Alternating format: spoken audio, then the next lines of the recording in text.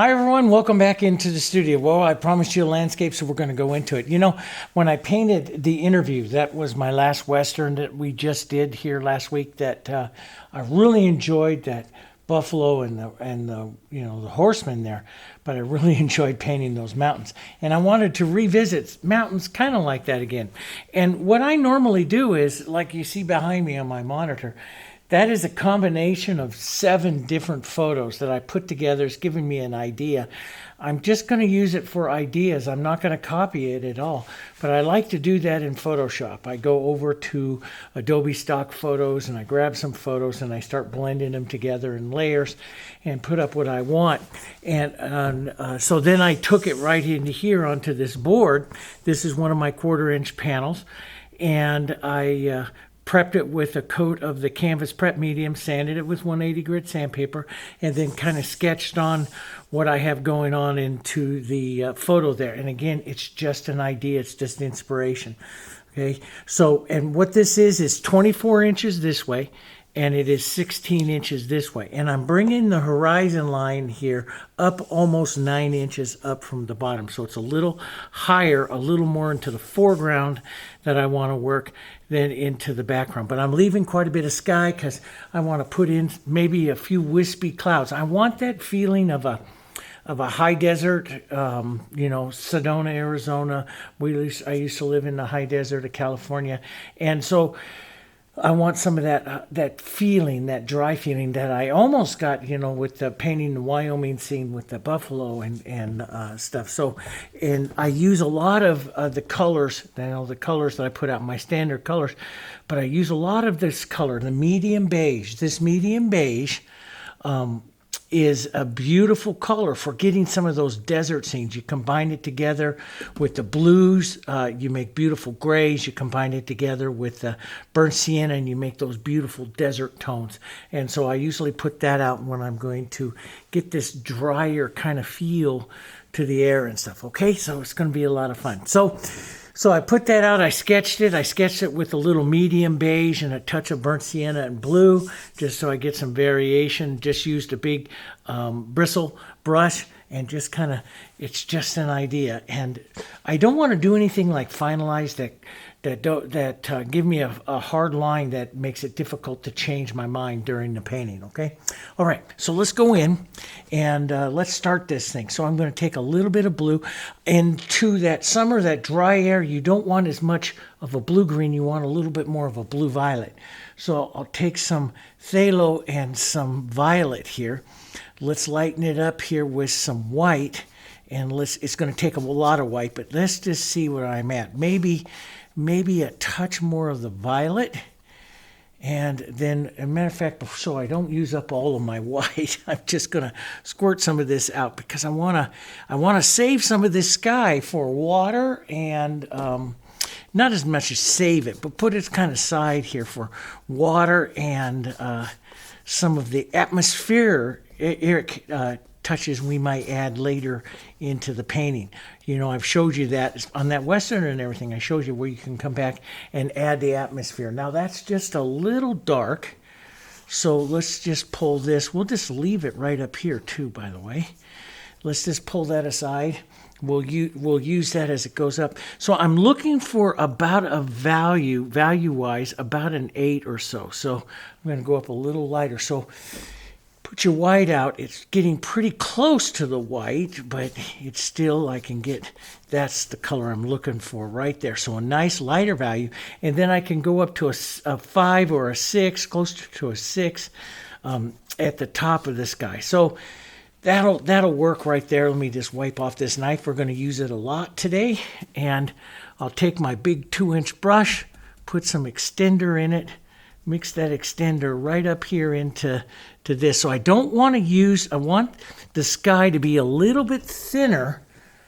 And so I can, and with that sketch that I did, I can paint this right over the mountains and still see it. So I can still lightly see my mountains, and I want to do that. And but I want to give enough paint, but I want the consistency of the paint to be a little thin. That will allow me to come back on with clouds really easy. Remember in the cloud videos I do, the sky is thinner and the clouds are thicker, and so they stick better that way, okay?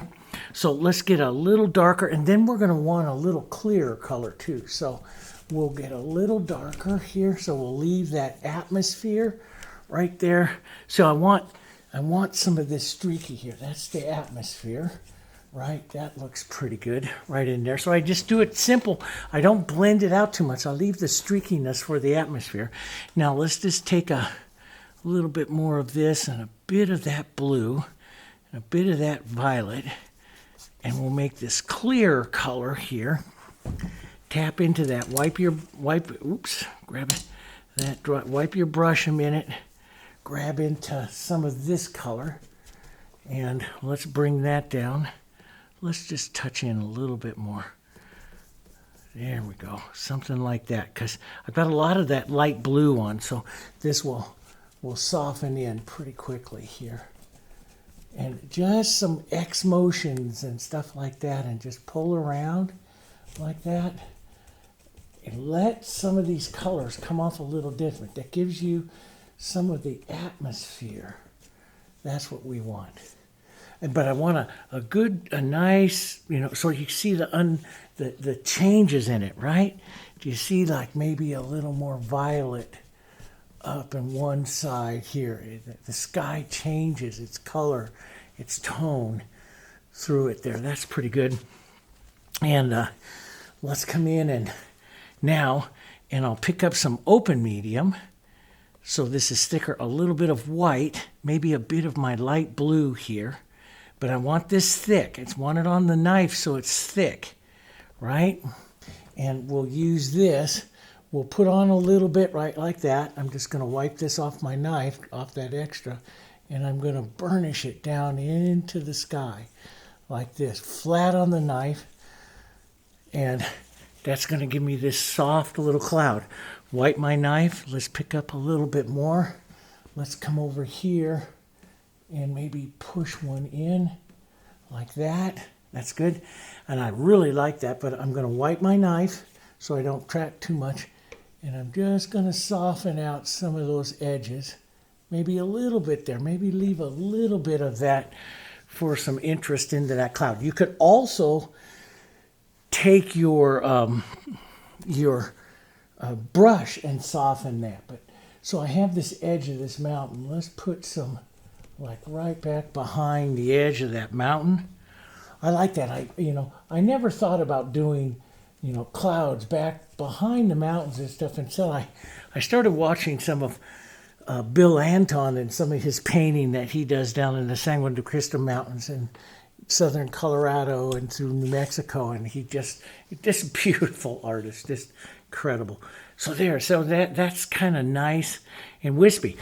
The secret to that is that white is soft. I'm not pure white. I can always go back to pure white. I use a little bit of the blue, but that white and that color is thicker than what I had in there. So I get this thickness, and then I wipe my knife so I don't drag it everywhere, and then I burnish it out real quick, and you get beautiful clouds just like that. Looks like you know what you're doing, okay? All right, so I'm going to rinse some of that blue out of my big brush for a second. Let's go to our 3/4 inch brush. We'll go to some extender. We'll use these blues and stuff. Let's get some burnt sienna in this, and medium beige and burnt sienna into some of these blues. And I'm going to now I decide to bring the light. I'm going to bring the light coming in from the right side this way, through the painting here, which means left side of my mountains and stuff here are shadow. So I'm going to start out here with not as dark as maybe I want it, and I'm just going to paint right into some of that wet blue that I had here. Now, sometimes you see me do this with a knife, and I do love doing this with a knife. So with the knife, I would okay, let's bring up the bigger one right in here.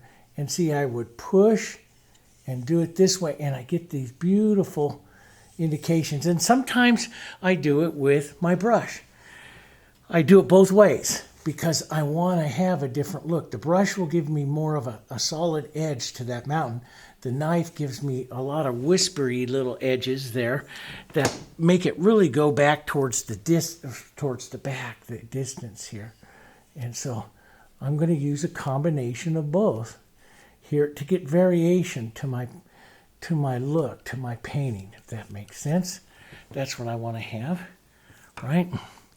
So let's just drop some of this down. And I'm imagining little ridges, little lines here. So in the angle at which you use your brush, let's take a little burnt sienna with some of this. And the thicker you go, the more detailed that it gets. Let's get a little more blue into that here, so that it's not quite so warm. There, that's good. I want some of this. And you can take this also, and you can use your knife once you put it on to just drag through it right here like this. And I do that a lot too. I'm looking for that I just don't create a whole bunch of the same type of movement. Does that make sense? I want some differences into the movement here. Here like this. And I'll tap some colors, and that'll make it look like little ridge lines and different shadows, different cliff edges, stuff like that back here. And I like that. And I can take a softer brush. Let me go to a smaller brush here like this. And a little bit softer brush and blur the edges a bit if I want that to recede a touch more. So sometimes you bring out an edge and sometimes you just soften that edge out, and that'll make it recede a little bit more, a little bit further, see? So all kinds of nice ways. But the thing is, don't get too wrapped up, because it'll get stiff looking, and we don't want to do that. We don't want it to become stiff looking, if that makes sense. Okay, so let's put in like this is a ridge line here. Tap along it a bit, get some different types of colors there. There we go. So I've got kind of a nice light and a shadow side of that coming down. And but you can do it with your knife, you can do it with your brush here. So in the big Western, I did a lot of it with my knife. So here I'll show you a bit of the brush, or a combination thereof. This is all going to go back behind some of those trees. So that'll work. But let's pick up with the knife here. And see, this is what, see that undulation of that knife there. See, it just creates a different look, right?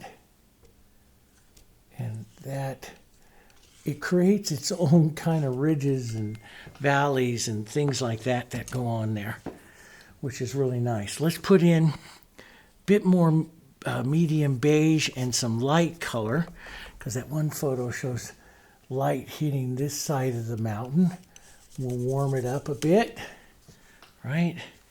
And let's lighten it up, maybe a touch of yellow.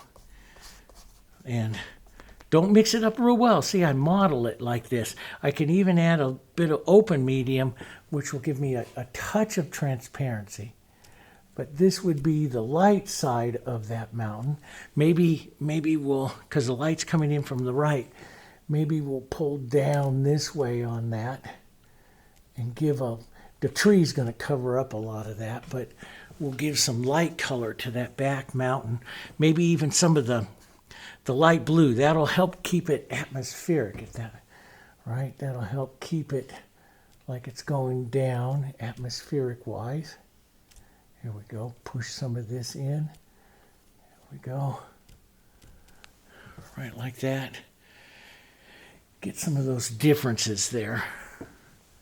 Maybe into this ridge line a bit. So that looks like a little ridge line. There we go. Some of this nice, just a bit of interest on it. Maybe a touch of that light up here. This would be the light angle. So light is to the right, shadows to the left. So that would be heading off into the shadow there. And the other's back into the light here. And I can always, like I did on that Western, I always come back and revisit it a bit afterwards, especially mountains that have a lot of interest to them. I like to revisit them. But I can come back even with my brush and cut in some little angles or little edges and stuff to create or soften up. I don't want to get too much interest back here, if that makes sense, because this is my back mountain. I've got a lot more to do, and I may come back and add more. You know, I mean, I'm not completely sure, but that looks kind of nice. Some nice sliding stuff this way. Maybe just a touch of it sliding right here. Maybe a touch of that light blue into that, so I make sure it stays atmospheric here. There, like that. That's kind of neat. Goes back a little different than the reference. Well, a lot different than the reference photo, but I like it. So now we'll come back down this way. Now, this mountain here, and it's had some open medium to it. This mountain here coming this way, we can have a little lighter and a little darker. So the light and darker, but the light, this will be the light side coming down. Now I imagine this is coming down into these valleys here towards this horizon line. And actually one of the things I do pretty quickly, and sometimes, not all the time, but I really like doing it, is I'm going to take a lighter yellow, maybe a little bit of that burnt sienna in there so it's slightly orange. And I'm going to come in here. As a matter of fact, let's use my big square. This is my big square that helps keep everything square. So I put it on the edge here. Let's draw in that horizon line, kind of heavy right back here. That's where I'm going.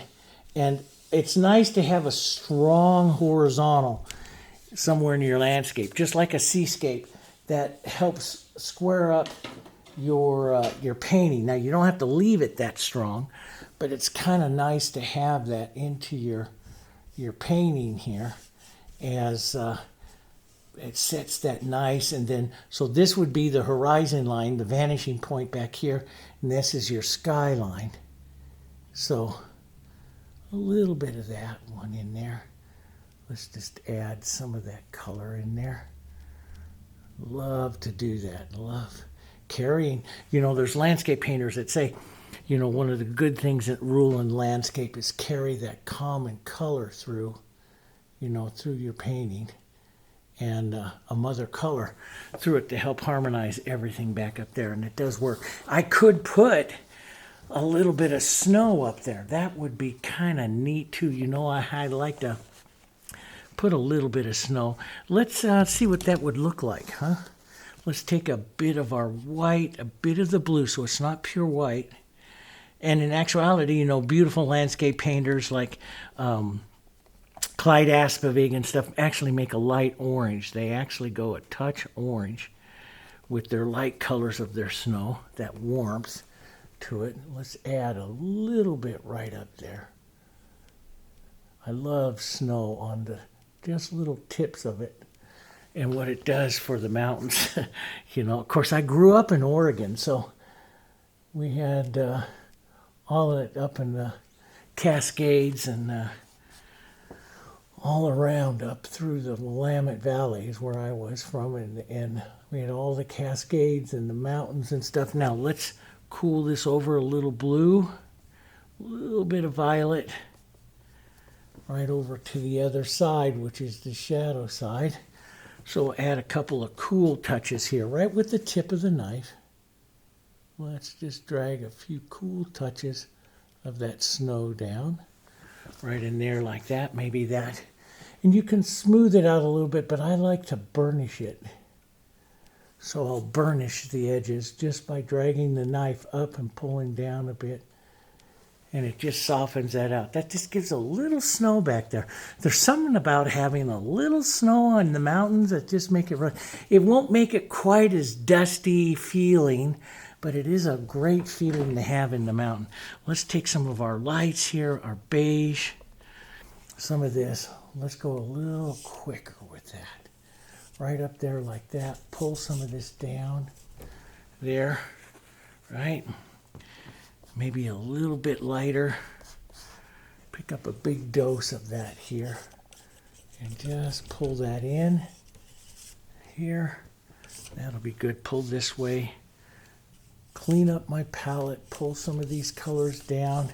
I can then take my brush and come in and move some of the color down as well, filling in some of the extra spots and using a little bit different movement of the brush, right? Now, back through here where I'm a little close, coming in color, I can add a bit more shadow, or later on, which I've showed you before, come back with the atmosphere and add some of that in there to get a nice difference there. Let's take a blue, a little bit of the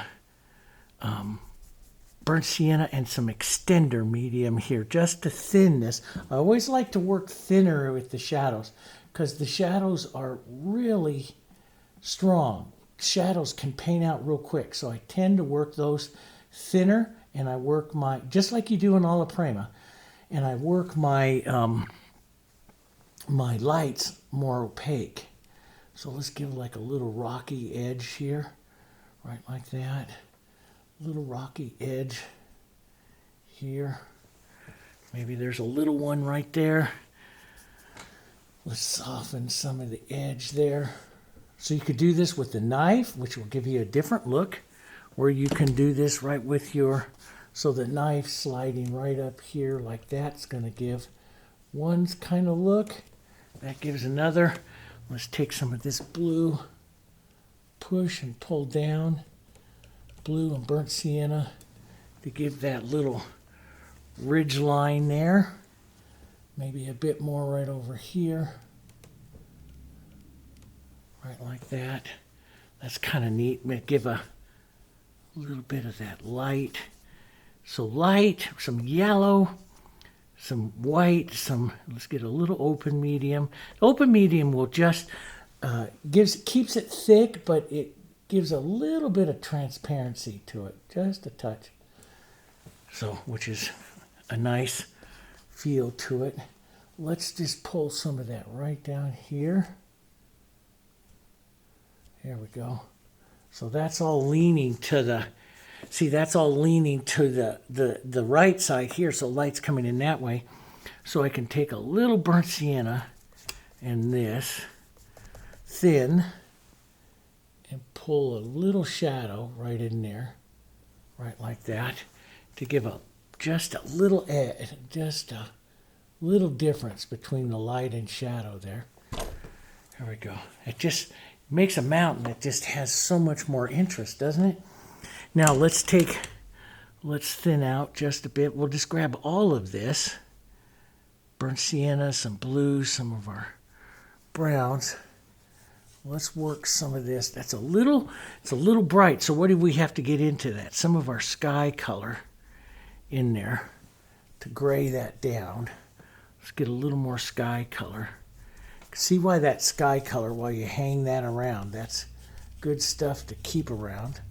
So there goes my idea of the trees, but that's okay. And I'll burnish some of this together. Now this, you know, it's going more warm down here, which is kind of what I want because we're coming closer, right? But I could blend that mountain, those in just a bit more by having a bit more blues. That's good. Blue and burnt sienna makes that gray. That pretty gray that I have there. A little bit of light. That'll get it more towards the gray here.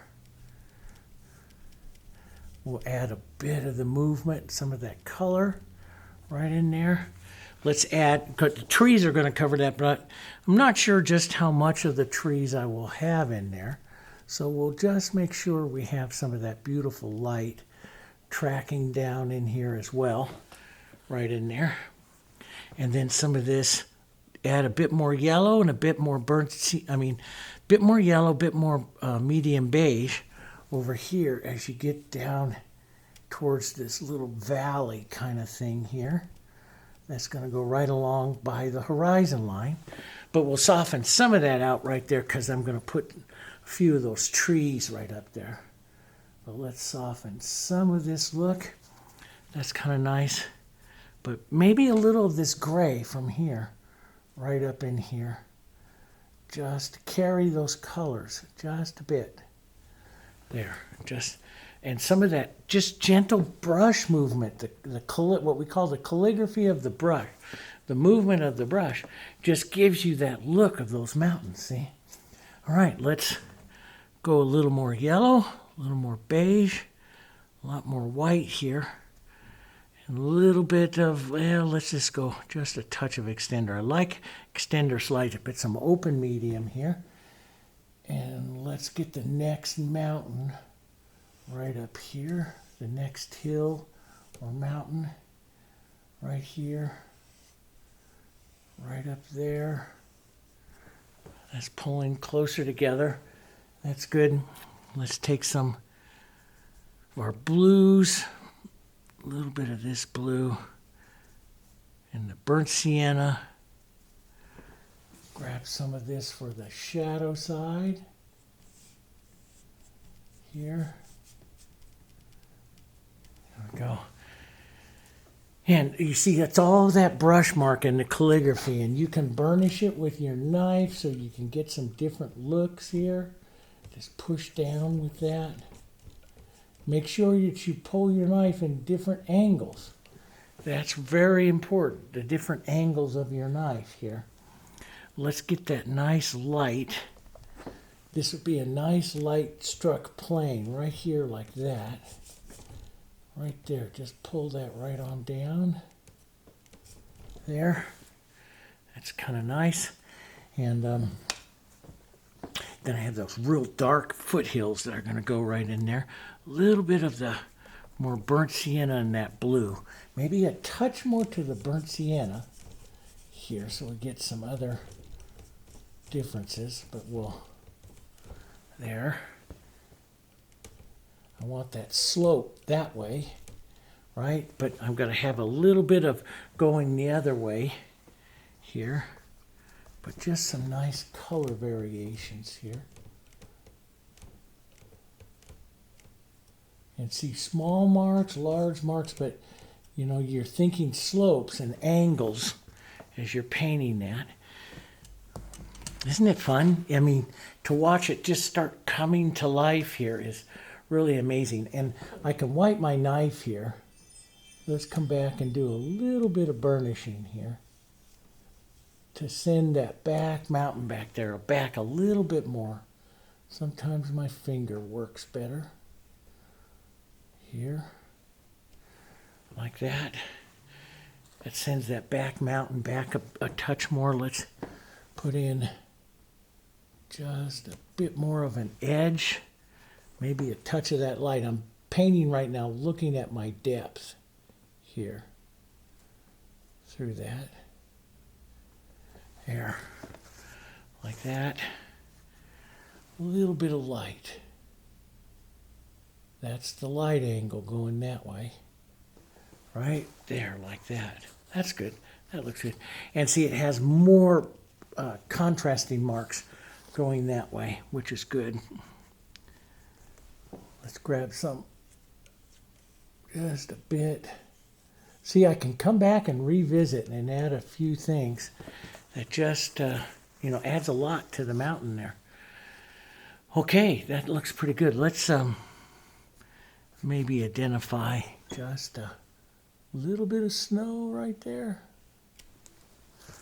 Yeah, blur that edge just a touch. Maybe there's a little bit of snow. Maybe just a touch right out here. Right like that. That's kind of neat. Okay, so let's keep going right up through here.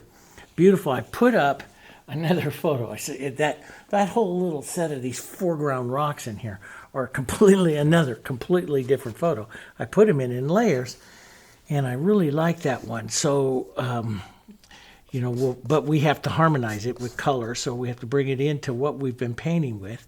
But let's make it just a little more contrasty. So a little more blue and a little more burnt sienna. Some medium beige. That's our color that's pulling everything together. But maybe a little more blue and burnt sienna here, which keeps it slightly more of the grayish tones than that real warm kind of deserty tone. Let's try some of this right in here, and it'll be it's a good break in the colors here. Here we go. Coming forward here, so another little ridge line of it. Here, right up here like that. Coming right down towards our horizon line there. And you can let some of these colors come together. You don't want to always have just like a huge, demarcation line between it all. So you can let some of it come slightly different color. Let's just push some of that going that way, right? Let's put that knife down for a second. Add a little extender into some of this and just bring some of this in. Some of this will be back behind maybe some bushes and stuff. But so I'm looking at that now. I love those deep canyons and cliffs that has. So, and I want to add, like there's that one big bump back there, right there. I want to add that in. And so maybe right in here. So let's get back some blue, burnt sienna here. But it's a shadow, so it's a little thin. You can see it a little thin here. So let's just add that. Little thin. So it doesn't have a whole lot of power to it and take out too much. Right?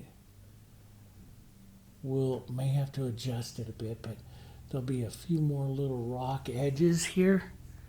All pulling forward here. All these shadows bring all of this forward here. And it's just like what I did on the buffalo one, on the interview, the Western. They pull, we can put this shadow coming forward this way. Right up here like that. That's good. Let's redefine that horizon line there. Like that. But, you can come back and add stuff and change stuff. Now, we'll take a bit of the the medium beige into this, just a bit. That might be too close to that other color, but I'll leave some of these quick changes of the angles there in that rock, making the rock look a bit different. I'm almost, if you look at the colors of it, I'm almost exactly to those colors. And I want to leave a little more brush mark or knife mark here because that's detail. And as these mountains come forward, the detailing in it is so important. That's what I said in that last video on that Western, that these details, you have to leave them in, and then we soften them coming back on some of these others, and that's where you get all your depth, the edges that are in your knife work and your brush work. That's the important part, okay? Let's put some soft ones pulling back this way. There, like that. Some soft, maybe a bit more burnt sienna, slightly brown, pulling in this way. Leave some of these edges this time, some of these streaks of color. That makes them really pop forward, right? And a little bit more boom there. And maybe a bit of this mid-tone color in there as well. Pulling that edge a little darker. It has more dark in the photo, but you got to remember, these are different photos blended together at different times. So I've got to kind of bring these in and kind of incorporate them into the same time of day in the photo here. So I'm looking at just bringing in some of that color. Let's put a bit of this color I'm just using back here, but maybe a little more thin. So, but the viewer will see a slight commonality. Does that make sense? And to that, and so that color diminishes going back. See, so a little softer on the edges. Blur off the edges a bit. Here we go. And I want to preserve some of that slope. I like that slope, so I want to preserve some of that here. There's that softer slope of this hill. I like that here. And this is what I like. I get these colors a little thicker, and then I get a slight fracturing of it like that. That's what I'm looking for. So you get that by varying the thicknesses and stuff of your paint here. So maybe this comes back this way a bit. Pull some of that. That doesn't look too bad. It pulls forward now a bit, and I like that. Let's take some of this light beige, a little yellow, some white, some open medium. Let's get a, don't mix it too well. Let's reset this light right in here. A little thicker color. And that helps bring that forward a bit. You can see the texture there. I'm going to wipe my big brush here. You can see the texture. And I can just pull that, tap that a bit, pull it. And this will help bring this edge of this mountain just a bit forward. So you can see that. So if I wanted to bring that forward right in here, I can do the same thing. So I'll just slide some of that light and that texture and that thicker paint, maybe not perfect there, like that. Oh, I just like it like that. So I pull down, have a little shadow there. I like it just like that. Maybe a touch of that right in there. That looks pretty good right there, I think. Maybe a bit of that light can show up a bit in here. Right? Here we go. Looks just like different sets of hills, but they're different. You know, that's what I kind of wanted to do. And different sets of mountains here, but they're different. Okay, let's take a bit more light, a bit more yellow, right? Bit of medium beige. And so we'll just soften that in, some of that. We get that nice. This is right about in the area that I want to do the vanishing point. So we'll flatten that out just a bit here. Those come together. This will all be probably covered up by trees and stuff. So I'll just move some movement back there. That looks pretty good. So what, we're 40 minutes into it and we got a lot of the mountain done. But what I'm really liking about it is some of the textures that I have here and those real soft clouds that are up there that you just do. And you know, that's the thing, guys. If you get your consistencies right, it works real fast. So the shadows are a little thinner, and then as you get more into your lights, they get thicker and thicker, and that's when they're really easy to apply. And then don't work them too much, because it'll lose all of that brush marks and stuff, and then you've lost all your interest, right? So let's just come in now. Let's take some of these grays, some of these beautiful grays. We'll warm some of this up. Key mostly off our medium beige and stuff, and some of these lights, and let's just come in with just some sky and water and some of my ground lines here. We'll just put in some ground, get rid of the white basically, and I'll come in and just grab some movement here. Just grab some movement. This is actually going to be more in shadow. This will be more in light. Okay, and we'll push some of that valley. I want that little valley kind of thing there, but I want it to show up back here. So there, I want this little river to look like it goes up this little valley here. That's right up there, coming off of some of that stuff there. Of course, I'm going to probably cover all that up with the trees, but right now it looks nice, huh? Here we go. And we'll get a little more blue. We'll look at that. You can see that darker blue and burnt sienna. This is some of my favorite thing to do with the extender medium now. Blue and burnt sienna like this. And I like to come in right where I'm going to put a lot of trees and rocks and add the movement right back behind it. So I'll add that.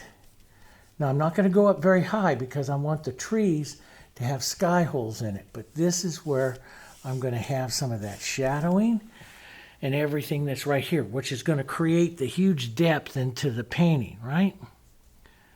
Okay, so right in here, boom, and grab some of that, right? And we'll thin this out. Let's just drag some of this right into the water here. Matter of fact, let's do it quicker. Some extender and my bigger brush here. Because the water is really the sky and the ground, reflections of the sky and the ground. So all of that will come right in here. Let's get that bigger dose of that nice warm burnt sienna in here. Right like that. There. Okay. And all of that, see, is going to pull up in front of the of those mountains. That's what I want. I want it to pull right up in front of those mountains there. I want right up here, let's take this, a little bit of our blue, so it's soft, thick color, a little open medium. I want a little more of a cloud right in there, right up behind that one. There. Yeah. Maybe go a little higher here. Now I can burnish that. I could use my finger to take the edge. I can leave that. We can take that up and down just a bit. If it doesn't move for you, let me show you. If it doesn't move for you, which that does, there's a couple of things that are really easy to do. One is, I usually have my little mist. Oh, here it is. You can, and you have to be careful because water is a solvent, but you can mist it like, if everything is dry, you can mist it lightly with the water, let it sit a second, and then drag through. And that works really, really well. The other thing is just put a little bit of extender on your knife and run it through, and that works. I always say try the extender first. If that doesn't work as well for you, you can mist it lightly. Just like that. Now wait a second, and that's going to reactivate the paint here. See? Boom. See how easy that is to slide now? And that's what this is one of the things we designed the Heritage to do, is to reactivate like that. So, but it only does it for a couple of hours. So you have to kind of like, decide that's what you want, and you're going to end up with it. So there we go. There, I kind of like that. Don't like that it stops right there by the let me rinse my 3/4 inch out. Right in line with that right there. So I'll rinse my 3/4 out with some water in it, and I'll pull back and take some of that out. Soften it to just a mist. There. That's better. And I can give a little bit more white right up onto that mountain tip, right up there. That looks good. Maybe a little right over here. Here. So I always like revisiting those mountains and stuff like that. I like doing that. All right, so that's got them. Those are soft. That's nice. Let's go over here. Now on this side over here is going to be the lighter. So let's get some burnt sienna, some yellow, some beige. Keep a bit of yellow in it because that's the warmth. So we'll get that over here. So this is the cool side. This is the warmer side here. Right up here like this. We'll grab some of this, and we'll drag a little bit of it out into the water as well. And nice thick here. Right like that. Okay. And boom, right out into water. You can even take some of these and start working them together. We're going to paint the water very specifically. but you can do that. I do like to get stuff done quick, so sometimes I'll just grab my knife. And my scraper, you know, when I'm doing a lot of the knife painting, I really like my scraper because it gets it done quick. So I'll just come in here like this and just do the scraper.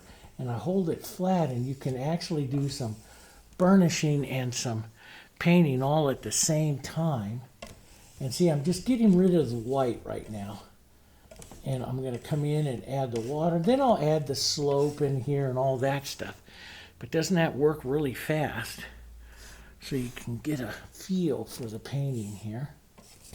Some of these different colors and everything. That works really nice. And we'll just grab some of those. So let's grab some of this, just pull out. That's just going to be the colors we see in the water there. Okay, so let's go through and do the, oops, set that all in the blue sky. Let's go through and do some of that water. Some of that blue we had, we'll mix it up with some of this.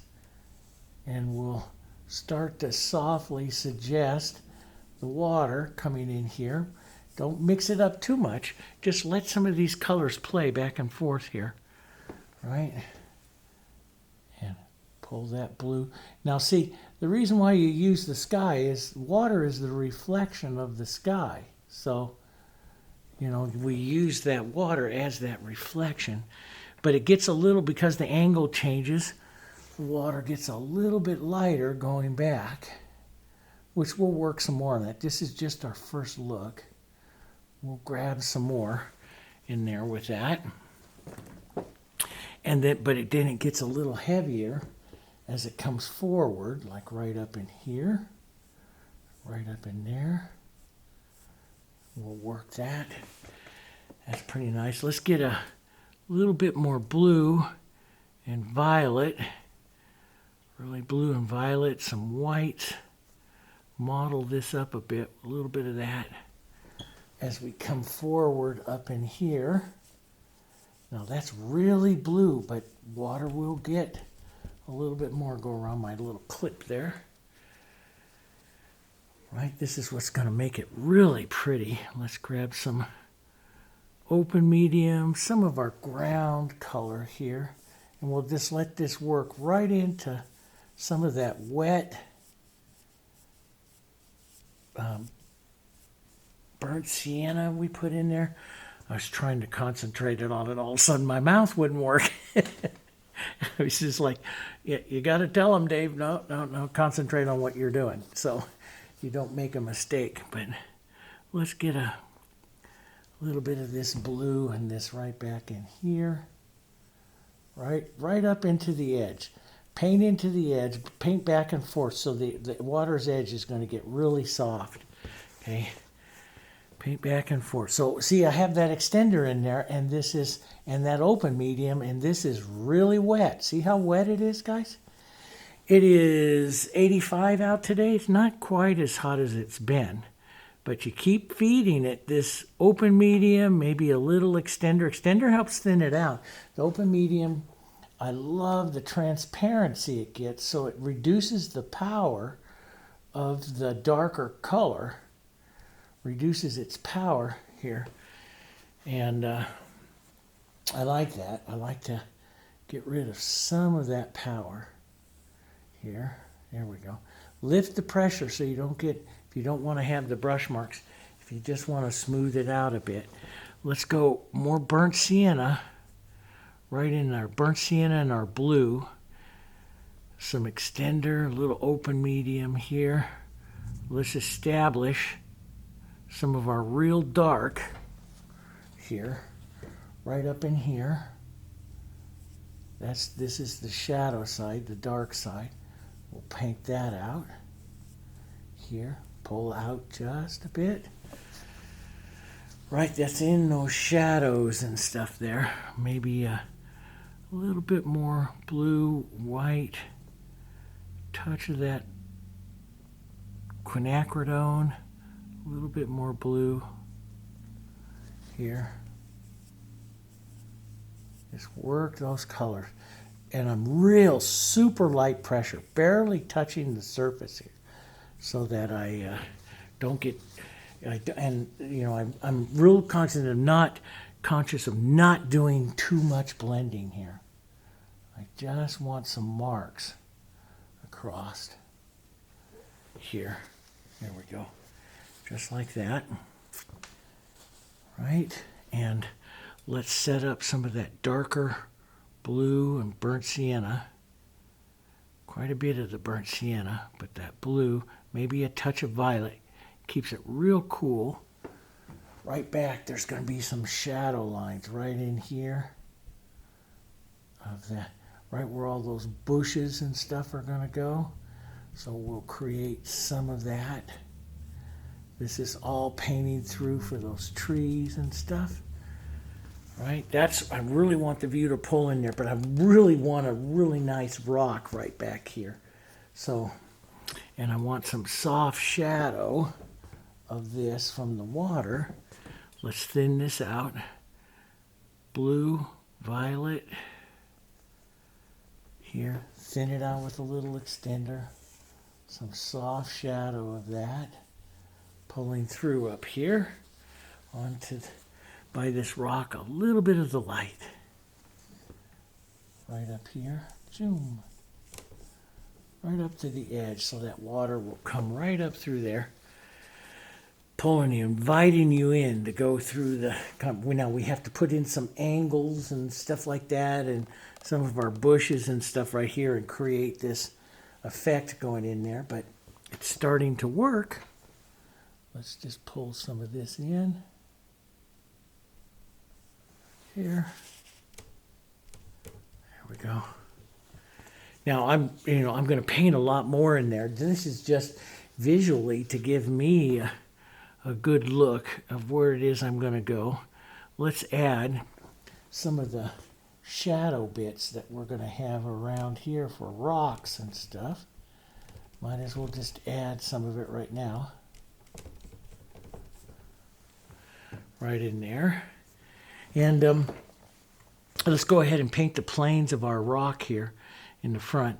Burnt sienna and the light, maybe just, I love the gray. So a little bit of the blue. Let's just make some blue and white over here and some burnt sienna. That makes a beautiful, and you add that to the medium beige. And I'll start to increase the medium beige till I get this beautiful kind of gray color. But I want it a bit warmer, so maybe a touch more burnt sienna. That's a pretty gray right there. But lighter for the light side here. So this will be the light side of that rock. Rocks have the three planes, right? We've painted these in the westerns and stuff. Remember the Almost There, the video here on the channel? We painted that really beautiful, fun desert scene with that rider and the horse going up to the watering hole there. That was fun. Let's grab some burnt sienna, some of this blue, a little bit of the burnt sienna and the medium beige. We'll make a slightly darker side. This is the receding side of the rock. We're going to paint that many times. This will be a receding side here. Then we'll go the blue, burnt sienna, and a lot more burnt sienna. That blue's so powerful here. And this is the shadow side here.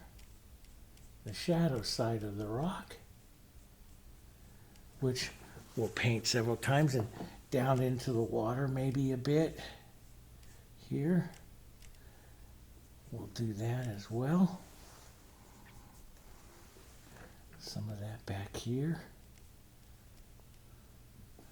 Some of that, so lights and the shadow side always kind of opposite the light source here. So it's going down here. And we're going to create some other rocks. So we'll just create some other rock shapes and stuff going on. Back through here, and put some we'll put some bushes and stuff up on top of them. There we go. A little bit of the receding plane. We'll get all of this worked out as we start to refine the painting a bit more. There we go. Like that. A few small ones, light ones vary the size, small ones, medium size, vary the sizes of them. A few little ones we'll have going through here as well.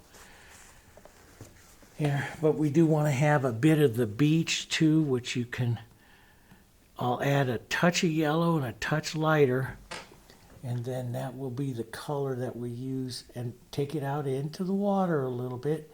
That's going to help us with the look of shallow water. So don't paint an edge. Don't paint an edge. Paint, you know, we call a, you know, a loose running edge. It's changing, right? So we'll get that. We can have a couple of those real shadow rocks, you know, back up over in here where we're going to have some of them. Right back here, a little more blue, a little darker. Sometimes a bit of green and violet makes really neat, deep shadows inside of there. It's different. Here, we'll put a few of them in between the trees and out here in the water a bit. I'm just moving the color there. Nothing in there yet, really. Some soft burnt sienna, a little yellow, some of the blue, slightly lighter. You can come in and give a little idea of the rock here.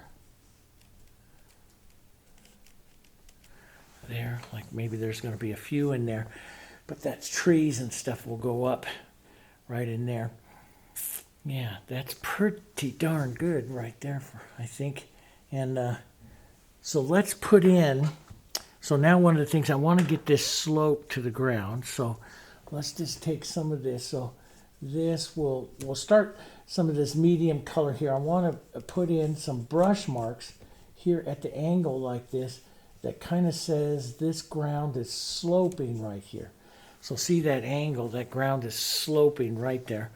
And then we'll use the lighter color back here.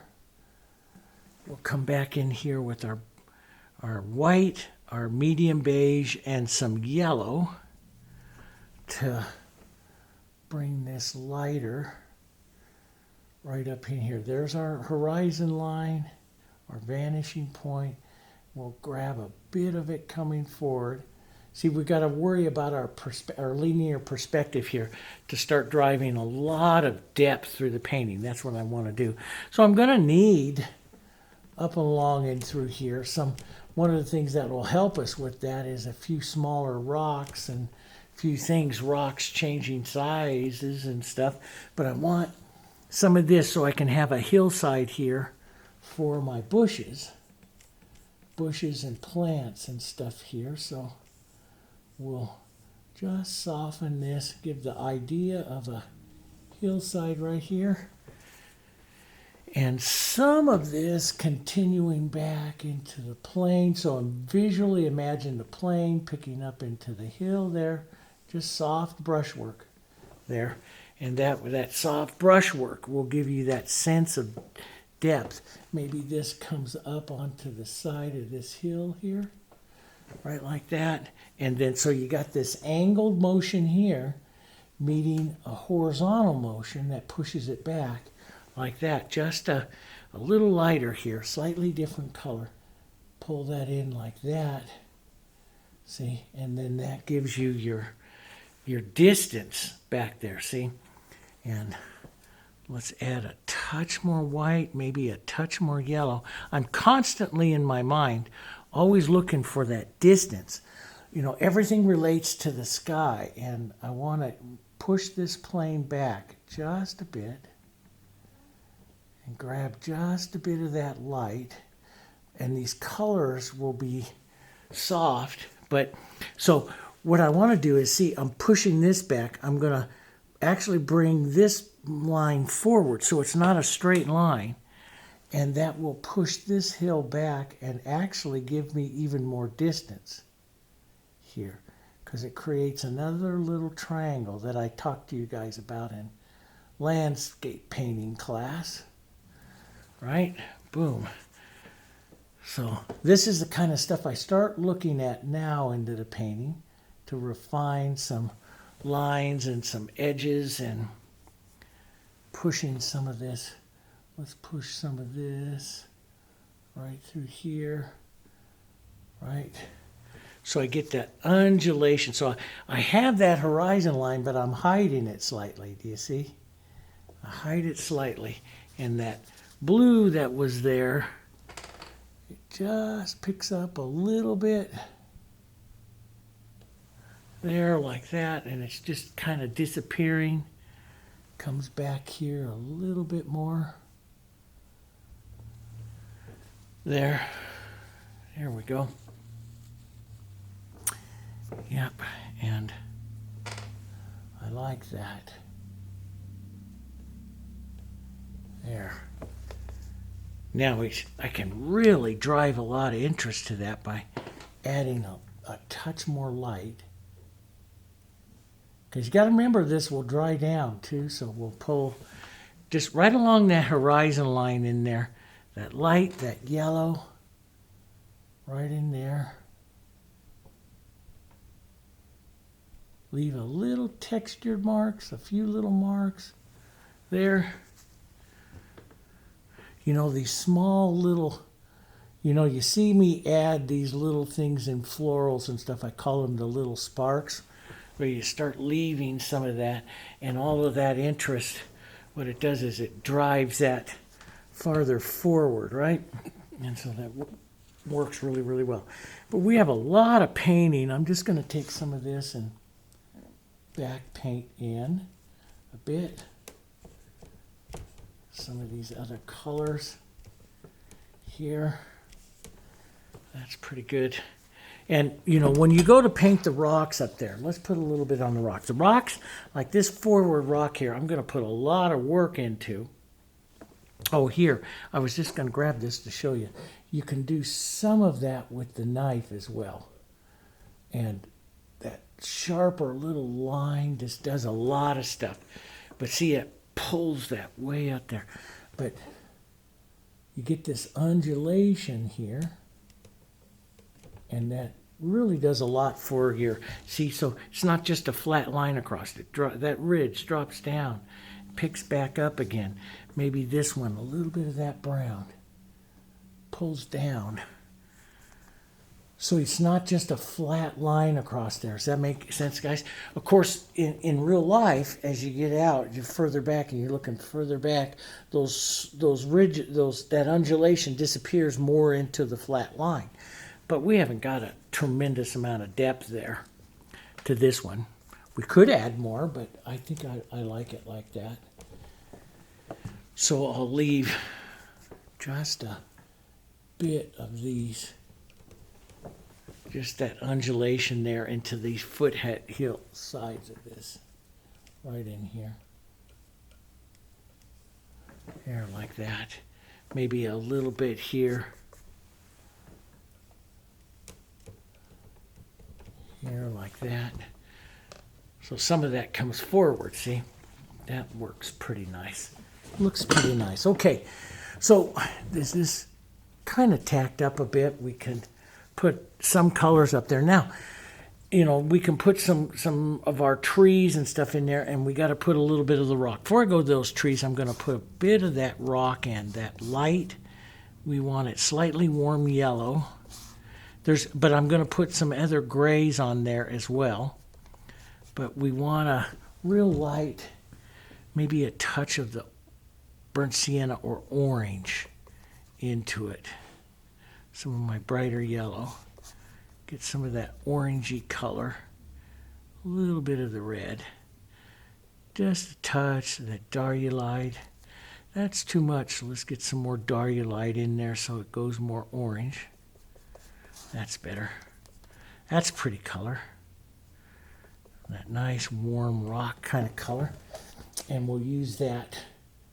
And when I paint these rocks, boy, I do this kind of dragging motion with it like that, see? And I do it several times. So see, there's that one. Let's change the color just a bit, because all the rocks should be a little different. Let's change the color a little bit here. There. Right, and we're going to drag these colors, maybe a little cooler violet, burnt sienna and white, and some of the blue. Just a little bit of violet into this, a little bit of that. Right here on this side, looks a little different on that shadow side, see? But we know when you paint these rocks, man, we're going to do a lot of interest to them. These are the forward ones. We want to have some interest. Maybe this other one has a bit more blue on that receding side there, right? And then into that shadow side here. Oh, I like that. More of a dose of real strong blue came out in that. I like that. But I'll do this to these rocks several times until I get them the way I want them. So I'll do this several times with the colors different every time. Does that make sense? So, yeah, so that'll bring those forward. And if you add some of that open medium, see these colors that I'm working with right now, you didn't see me mix with that right over there in the corner. I had already added open medium to it. So there's open medium in there, so it stays wet here. So let's just add a bit right in there. Right in there like that. That's good. Some light color. A little different color. That's a bit big there.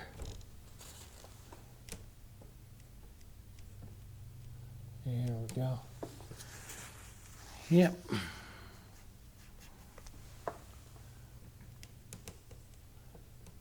There.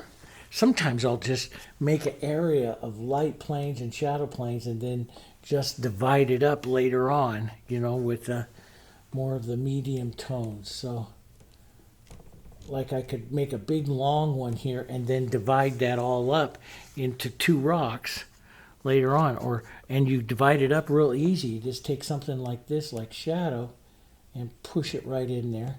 And you start to divide that up into like one slightly bigger one there, and you can have a smaller one right in here in between them. So the thing is, it's me, I'm a very left-brain painter, so I'll line them all up and make them all the same size if I don't consciously tell myself to change things. I will do that. That's the left brain. In my painting, I tend to do that. So I have to change here, change up. Yeah, make some differences. Yeah, and you can use a small brush to do this as well.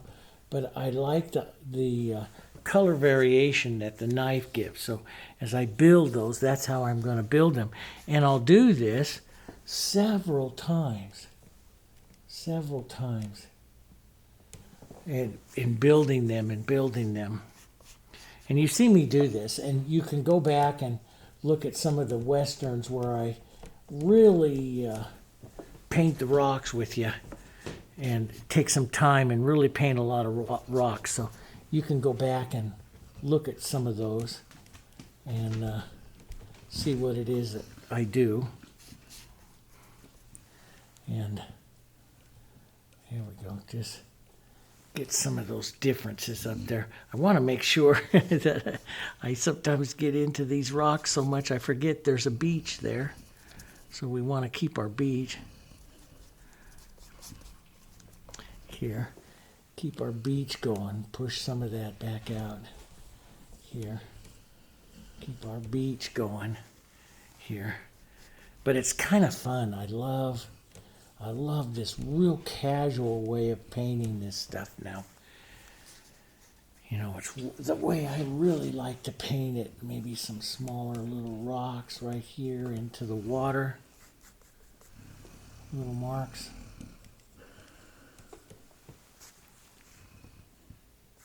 Here, some of the blue and that burnt sienna and that violet.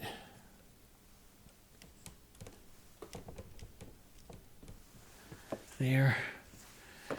Yeah, that looks pretty good so far. Let's go back up and let's add like some of the trees and bushes up into that area. Now, the thing is that there's a couple of ways to do it, and I've done trees with you a lot. Sometimes I'll put it on with a knife. Maybe I'll show you that. I'll put that on with some of the back edges with the knife and blur it with the brush before I come forward and stuff like that. So sometimes I do that. I like that. Sometimes I put them on, just start sketching them on with the brush. But since I'm doing a lot of knife here, let's do the knife. Let's come up, and I don't want a bright yellow green. I want it toned down, which will make it look drier and more deserty. So I want some green, but I don't want it like a huge. See, and there, that's really green, and I don't want it quite that green. So I want it softer, maybe a little atmospheric. Grab some of my sky here. So I want it softer. So this is a nice soft. And what I tend to do is I'm going to come in here first with, we'll just drag this over like this. See, that creates some of the back leaves and bushes that I want to, or where I want to put them. And we'll grab some of this other color. We'll softly push it in up here like this. And I got to leave some of the space for the mountains and stuff.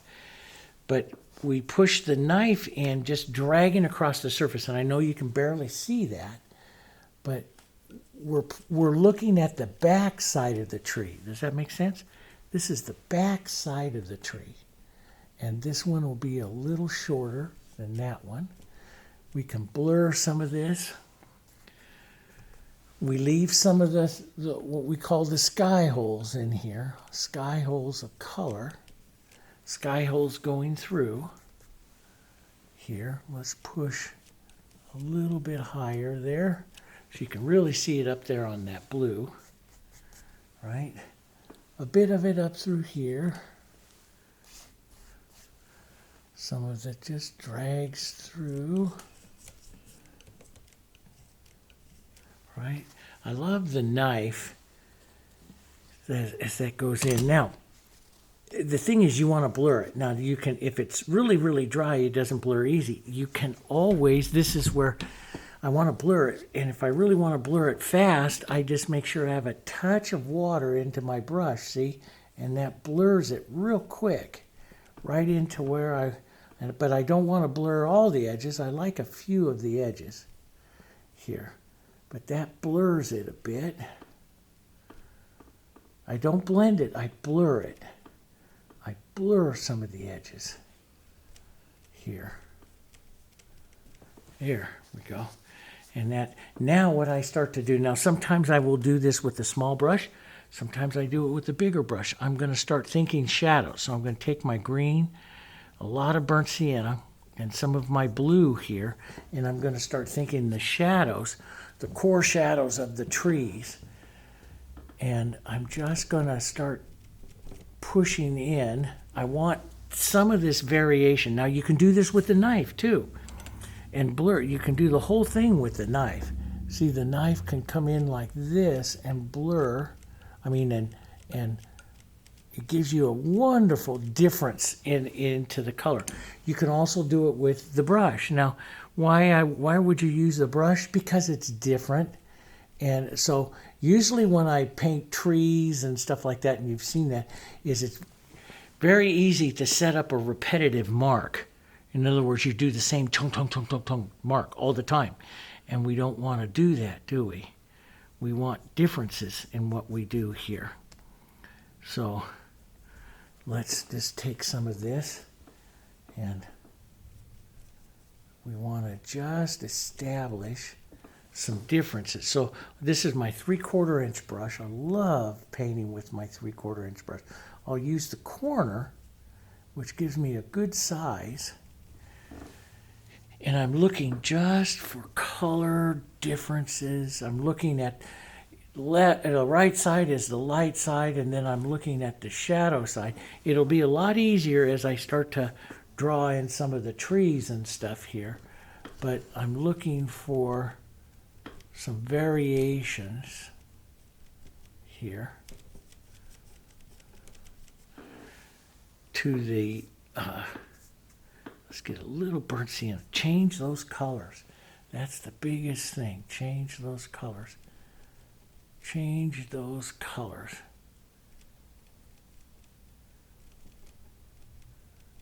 Here. Here we go. Just like that. So we'll get some of this. So always to the left side, that shadow side, right? And we'll take some of these greens, burnt sienna, touch of blue here. Let's come back up over here to some of the shadows, drag that around like these are bushes. Note, I'm not going to do any trees over here. They're mostly going to be bushes around the water's edge here. Sometimes I'll just take my paper towel and blur off some of that interest, that edge there. But I want some soft ones back here. The color gets just a little edgy there, just a little lighter and a little softer, more atmospheric back here, right? Some edges, you know, bush, all these little things growing right along the water's edge. And see, I just touched this, just touched the greens there. That, and these are the softer light greens. So we're going to have some light sides. There we go. Right in here, some light sides to that.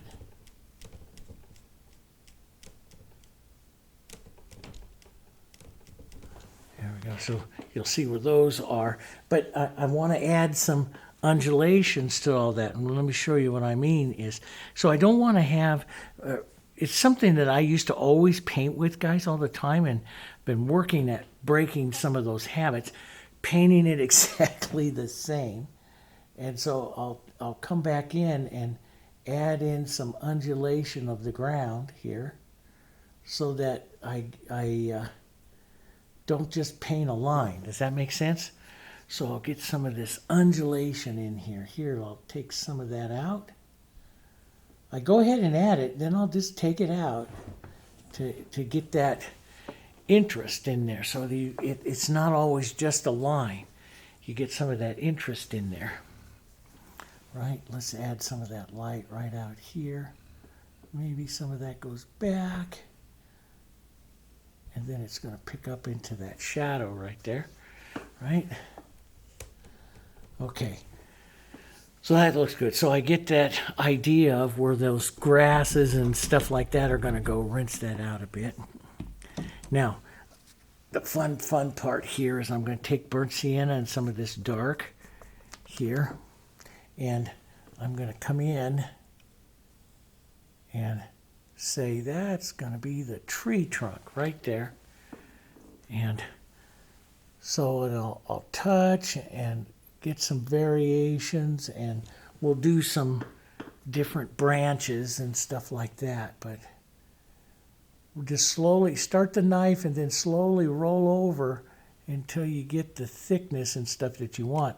And if I push real hard on one side, I actually dig out and get a lightness So I get brown to one side and light to the other side. That's me pushing a little harder here and sliding it and picking it up. But we want to give some variations here and some other ideas of smaller little tree trunks in there, right? We don't want to have them evenly spaced, so we want them spaced differently. That makes them more natural looking. Some other little branches and stuff here. Go. And sometimes when I do the other branches, I just use my little bristle here. Sometimes I use the knife. Sometimes I use the bristle and just kind of draw some of the ideas of the other branches and stuff through here. I like that. But if you use the, and again, it's all about the thicknesses and consistency of the paint. So if you use the color really thin, you get thinner lines that follow your brush quicker, and if you use it thick, you get a lot of broken edges and stuff like that. So I like to vary it. Come in with some thick and then come in with some thin. Just vary some of that.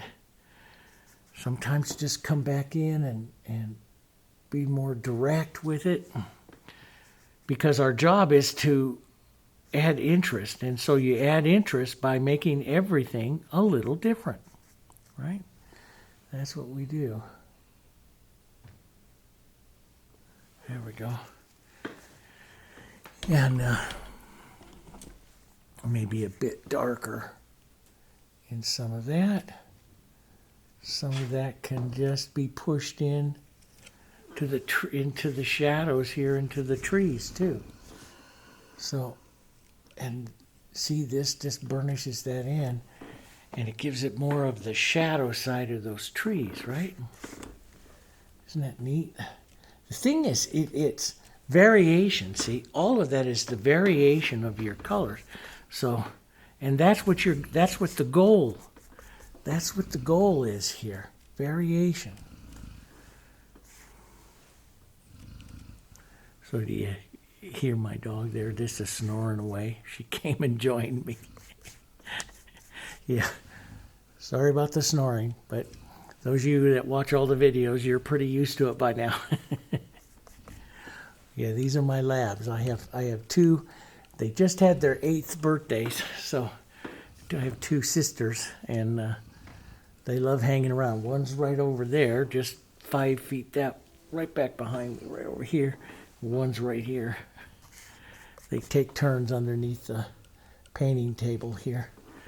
So I'll add a few little shadows up here, just like that. Get some variations to that.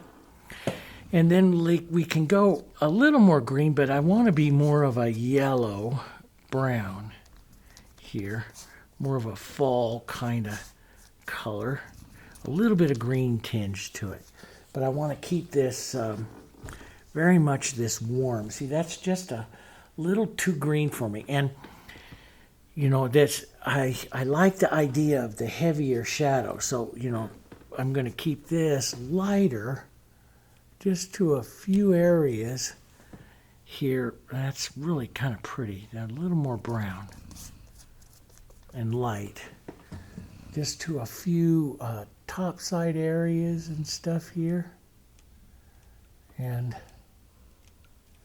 there, that so that I don't destroy too much of the shadow side here. But see, you can just drag your knife. The paint's thick. That's where you get this drag marks. The paint is thick here. And maybe a bit of the green, a little bit of the green. Too much there, Dave. you can blur some of that out. See, so I'll take, you could use your brush, or, because sometimes it's nice, like my 3/4 inch brush, just the tiniest bit of water in it, and just blur through like that, and you'll get a real pretty look to those trees, see? Just a gentle blur. A little bit of green here up at the top. And then let's just blur that. Yeah, and so you can do the, little dot, dot, dot of more lights and stuff too. Some artists do that. I don't. I like to do this kind of little bits of it, building it. Got a little squeak in my chair. That's good. Let's, and if I put too much, like I just got a little bit too much there, I'm going to just take some of that out with the shadow. There. Just like that.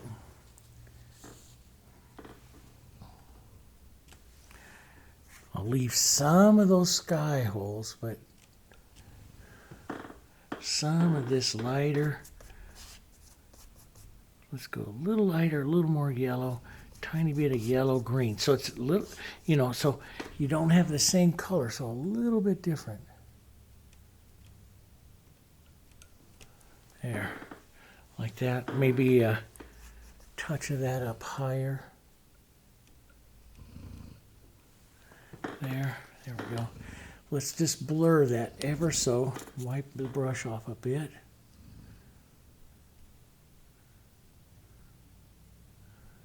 Not all of it, but just some of it. That's kind of neat. But you can come back and let's say you get too heavy, take some of those grays and those sky colors and just go fill them back up again. Remember we said that. Right, so let's get just a bit of that green in there. Right on. And I want to restate some of my nice darker shadows. I like to, after I get some of this on, to come back and just restate some of the shadows. A little bit of blue. The heavier shadow sides of these guys here. There, like that.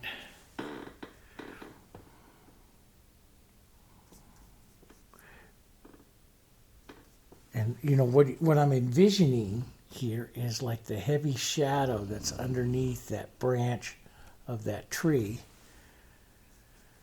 The heavy shadow maybe underneath that one right there. And so it gets a variation. Does that make sense?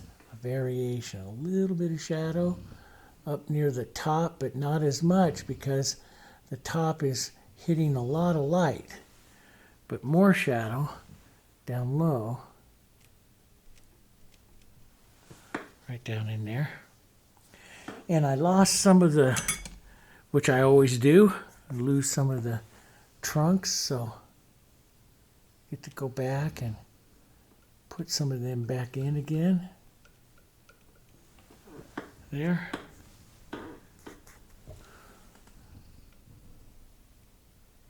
Someday I'll learn how to not paint so much so I can paint faster.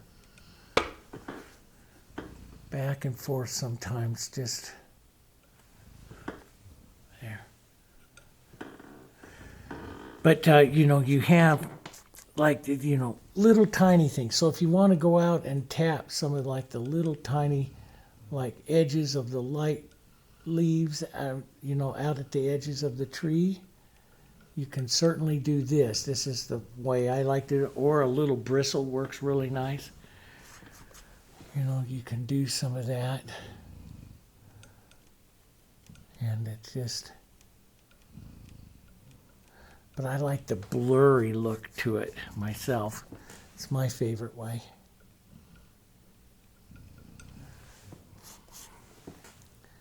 Here. a little bit there. That's kind of fun.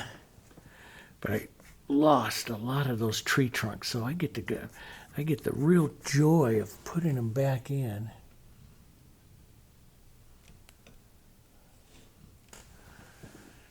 Not all of them there, but you know, maybe a few little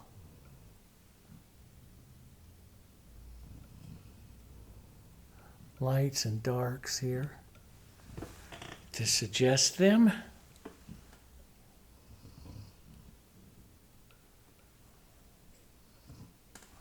There.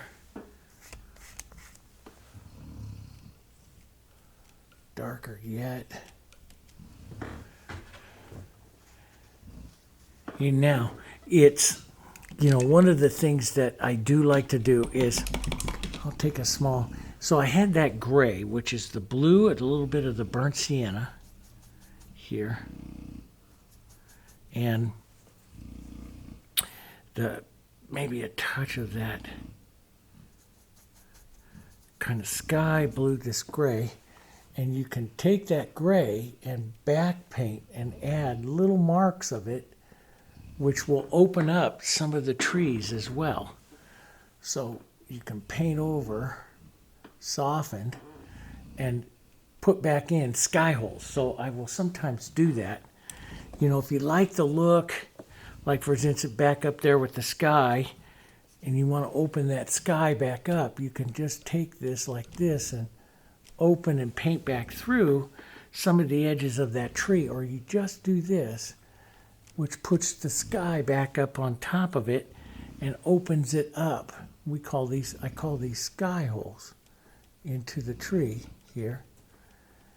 And it gives a lighter, airier feeling to the tree. And so you'll have a bit of that in, you know, some of the mountain as well. You can use the mountain colors here. But it just opens that up. So let's just say I have that, feels a little heavy. I'll just take some of my sky back like this. Doesn't have to be exactly the same color, so it just opens it up, right? And those trees that are in my sample that I got there, though, are pretty heavy down in through there. And you know, so I could open up the feeling of the trees here. Let's take a little lighter green and give some of that same type of idea that's in that one there by pushing in some light. I did this in a real big painting called Slide Lake, and I really like that as well. So you come through and you open up some areas by opening up the edges of the trees here by seeing some light travel through the trees, see? So this is a light yellow-green here. And that looks pretty good there. There's just lots of different little things that you can do here. I do like the blurry edges, though.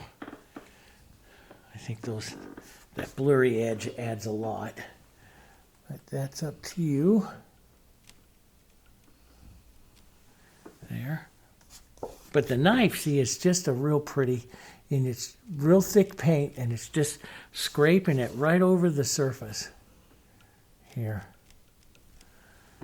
And that gives it a nice look. Get that thicker tree trunk right in there. Sometimes I think it takes just as long to paint the trees with all of this interest in it as it does to do the whole painting. You know, it just, you know, yeah.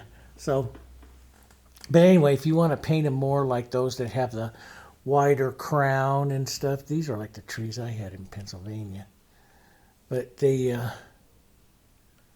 you can do that, but I kind of like them in a triangle shape. That triangle shape just always takes you into the painting. So we'll do that. Let's add a little more dark right up over in here. that shadow. Take some of that out. Some of that extra work there out. Love that deeper shadow. Cast through it. It just, you know, undulation of the color. So I'll let that light come down through here. A little bit of that shadow come up like that. And a little bit of that light green come up over there like that.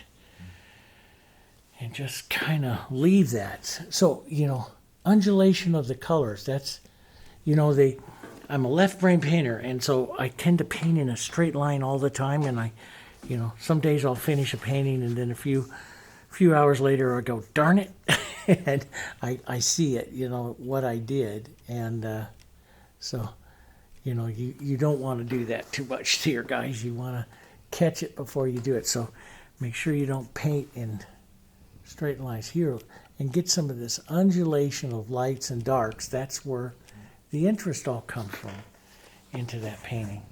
So yeah, you can paint through light. You know, I can take that yellow and that green, and it really creates a through light situation here in the painting. Or we can look at that for a second, a little more light. Let's look at a little more light and how that's going to affect. See if we like that through light there. Maybe tap it around a bit. There. It's beautiful little light and different. There we go. Maybe just a touch of that. That's a little bit of that drug up over the shadow there. It's kind of pretty. But we'll put those other rocks and all of that kind of stuff in there. We'll add some of this up over here. Let's get a little beige into that so it's not quite as bright. Right? That's way too light. But did you notice how I knew it was too light, but I put it on? That's one of the things that I do to help me change. You know, I can take it off, and I realize it's too much, but I'll put it on because I paint back through it to take it out, slide back through it, take it out, and I like painting that way. I find as a left brain painter, it gives me more differences to what it is that I do. So. And that's the ticket of what I try to do is paint those differences, you know, understand those and get those edges and differences in there more than anything. There, like that. Maybe a bit of yellow and white. Nice. Little bit of light.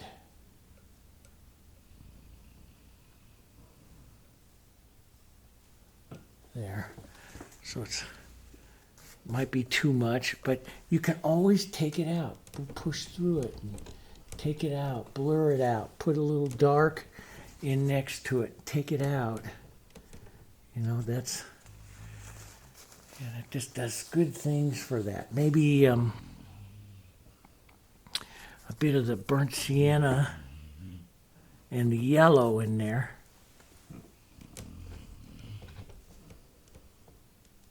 Get some different color in there. There. Now we'll go back to that yellow green here.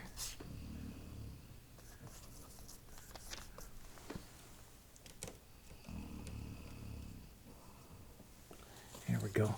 Get some of the other color, maybe a bit of that shadow back in there.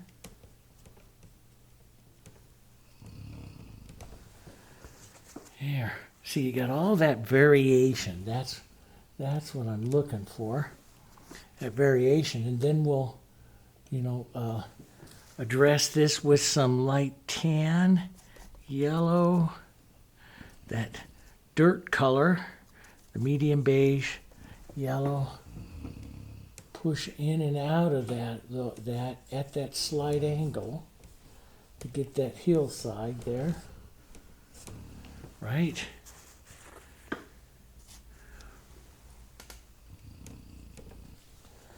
Push some of that back, undulate that in and out. Sometimes I'll leave the edge, sometimes I leave it soft, sometimes I push a little more into it so it gets this undulation, these edges. I'm watching always the edges. Is it a hard edge? That's a hard edge. This is a soft edge where I blur it like that. So I'm always watching the edges. Of course, there's more edges as you come forward, right? But we want to have this undulation and variation of edges. As we go back, those edges have to get a little softer, right? I might put a little higher bush or something, or let this one go up a little higher over here and a little lighter, a little more yellow, light.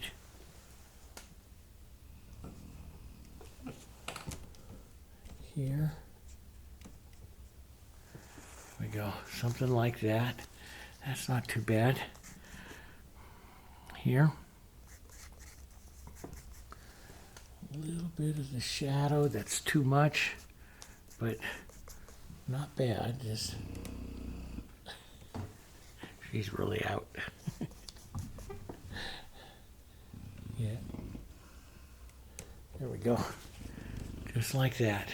So now, yeah, so this is starting to tack up through here, so we'll get some of that. We'll add a few little sparks to some of that in there.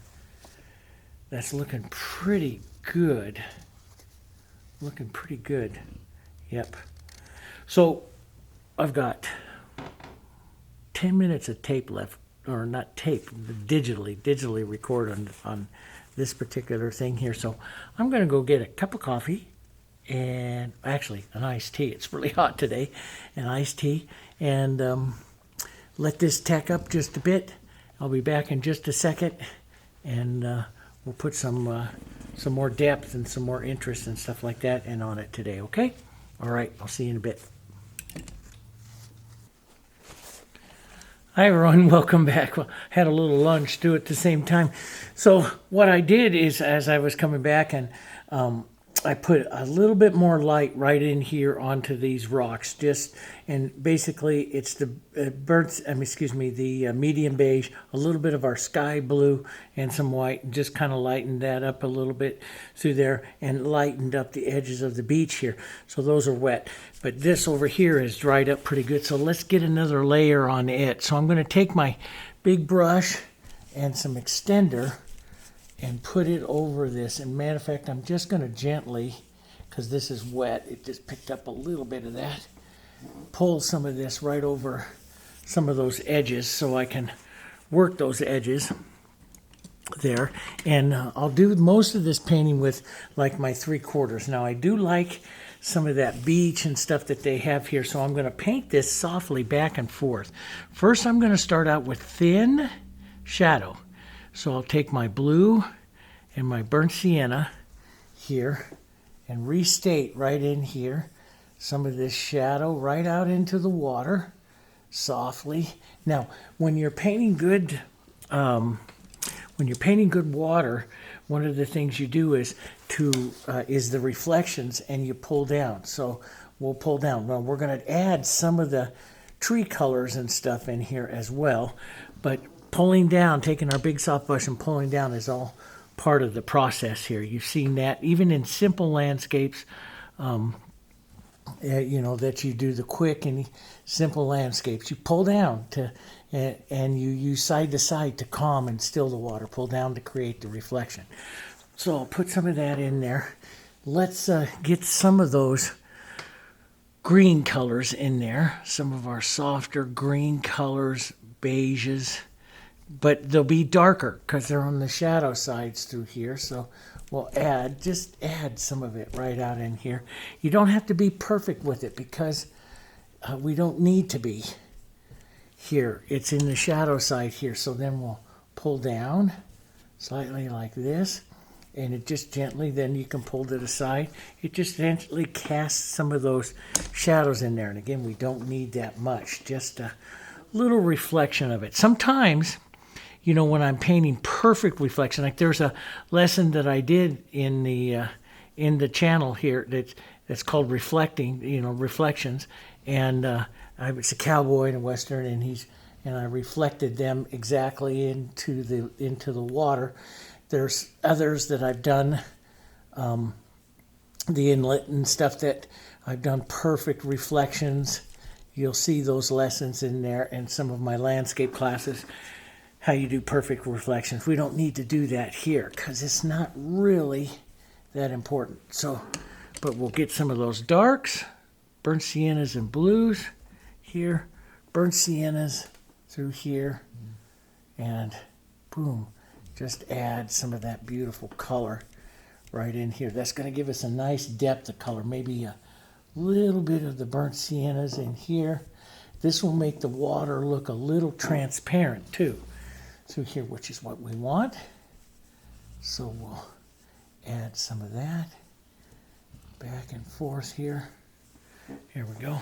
Okay, now we'll take our medium beige, bit of our burnt sienna here, and we'll start this other shoreline that's coming out of the shadow right here. So just a little gentle color, then we'll let that water pick up back up over here again. And sometimes I'll put it on with the knife a little heavy, but this is just work. I want to keep this kind of soft and blurry right over there so that your eye pulls in through here and goes that way. I can, you know, add some of that interest. As a matter of fact, there in my reference over there, you even see the little rocks and stuff over there. We could add a bit of that, but you could use your knife in here and get that fracturing right in here like that. That fracturing, just, you know, the color like that, that just gives a little bit more of a realism to it than just you know, the working of the brush and stuff, which makes it a little too smooth. So the knife is always really nice, but got to be careful not to get this too light. It is a light struck area, but we don't want to get too light here. We'll pull that out a bit. And let's blur some of that here, right out. We see we're going to blur this out because that's going to help us with the water here, right? Okay, and we do want to give some indication of like rocks and shadows underneath there. And I've painted transparent water where you see rocks and stuff up underneath them, and you know, with you before, quite a few times on the channel actually, and I just kind of tap through here with some of this to break up the bottom here. And what you're actually doing is painting the shadows of the rocks and stuff, just like that. And we'll blur through here, maybe pull down a bit here. It makes an undulation to the bottom here. And you can come in and you can put little lights. Like, let me just show you. I'm not going to go that detailed into it because I really don't want to. I want this to stay more about the landscape, the mountains, the scene. But what you do is you come in and you start adding little lights like this through, and that is painting the rocks on the bottom. And so, you know, I might add a few of them, but or just a few indications of them, but I'm not going to go that much. I want to, though, create the back and forth of this shallow water here. I like water that is just very gentle. It's my favorite water to paint, so I'll blur back and forth here like that. Sometimes you see you use that darker version of the browns in there, and that makes it look like a water's edge. Now, in my reference photo I have there, I have a real rocky edge, so you can't see that edge. But I want to create that edge. I did this in the other western of almost there. I want to create the light edge and, you know, kind of paint up to it like this. And it's not going to be, it's going to undulate a little bit, but maybe drop some of this down like this. So you're seeing a bit of the shadow here, but leave that edge so it's like there's the edge and then that's the water right there, right? I like that look here. And right back around the corner you might pick up that top there. Now, I mean, you might pick up just the top, the visual of it, but let's slide a little bit of this darker right up along here and right out like that. That's kind of neat. And then we'll build that edge again right out here. Stopping. You can undulate it a little bit, which is nice, but you know, we don't have to, try not to have like a straight line. So I want a bit of yellow and light here, just to give like a downside of a hill right here. There we go. I like those little slopes, right like that. And I need to blur that edge just a bit. So a little bit of dark, just to blur that edge, just a bit here. Don't like to, even, you know, this is okay up here to have, sometimes I like that a little softer. It's okay to have it like that, but sometimes a little softer. Sometimes I'll, you know, leave a nice line, but sometimes a little softer. And it's okay to have that, but I like it just a little softer. So I'm going to put in a little shadow on this drop down edge here with some streaks that will make it look like it's a little cut edge of the bank there.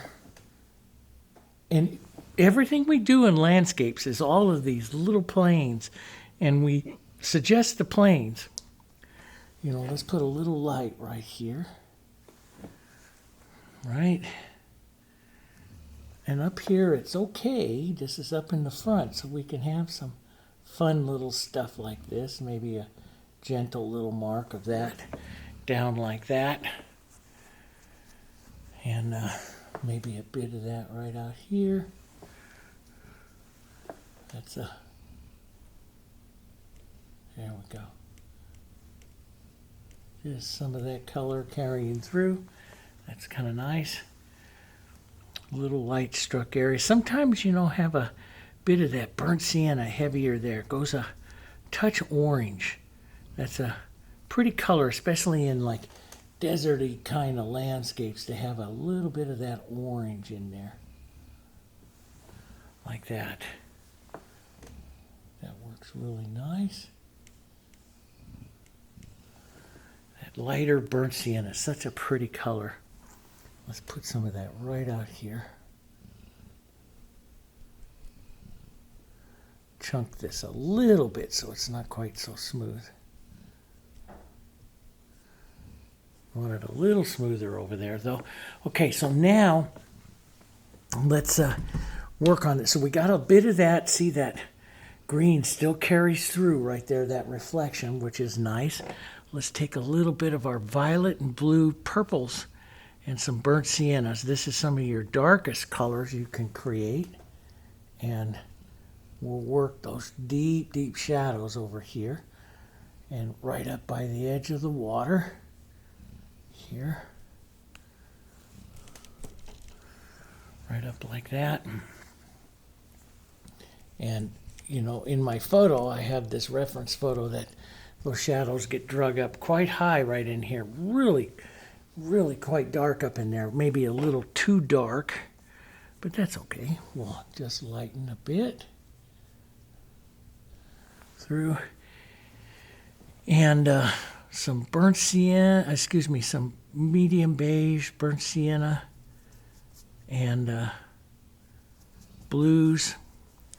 Let's a little more medium beige and blue, which causes it to go a little grayer here.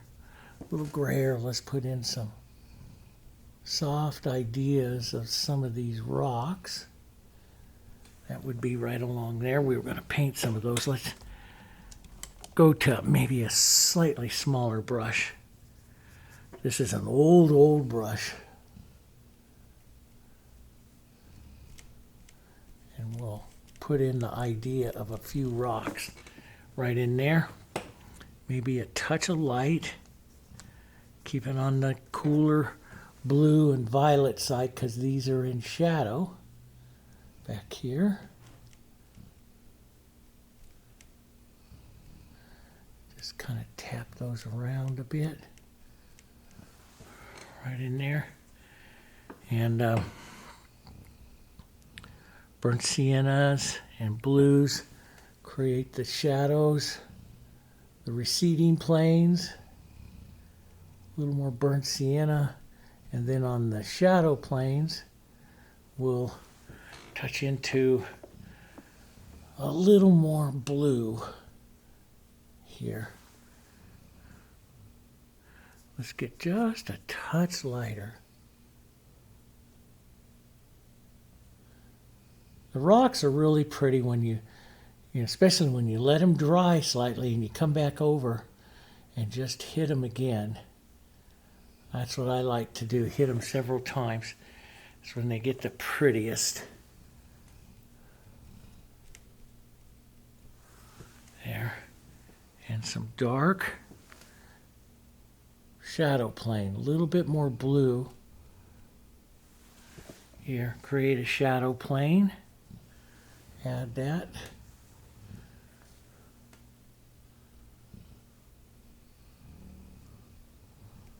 And with some of the soft color, we'll add a gentle reflection, a little bit of the color, pulling down there. I always think when I'm painting that, now the reflections are always just a touch darker, so if you know, they're really pretty if they're just a touch darker than the object that's casting the shadow or the reflection. So that works pretty nice there. But for a fast painting little, what we've got probably close to 2 hours into this, that's not bad. It's a fast little landscape here. We'll put some beautiful water in here. That will be the story. Maybe a little bit more over here, but that'll be the main story. Maybe a lighter edge here, which will create more. We'll go right into this. There's a lighter edge right here, which creates another visual plane here. There, and see it it's like another little hill. And it pushes back that plane right there. These are the kinds of things I start to look at towards the end, of a painting as I'm getting towards the end. Maybe a little bit. Carry that color just a little bit back there. And some nice, and that along that horizon line, whether it's water or whether it's ground, along that horizon line, you get that lighter little color, because the way in which the sun hits it. So that's pretty good back there. And I could fuzz out some of this green here. Just dirty up that area there. We don't know what it is. Burnt sienna and beige, maybe a little blues, grayed up a bit, soften out that's all kind of in shadow. But we can bring a little bit of it up into the light, right? You're in charge of it. You can do it. Here we go. Maybe let's bring this little hill. It's not quite natural enough. I'm going to walk this into it a bit more. Flatten that out. Flatten that corner back there. A little more light. Flatten this corner.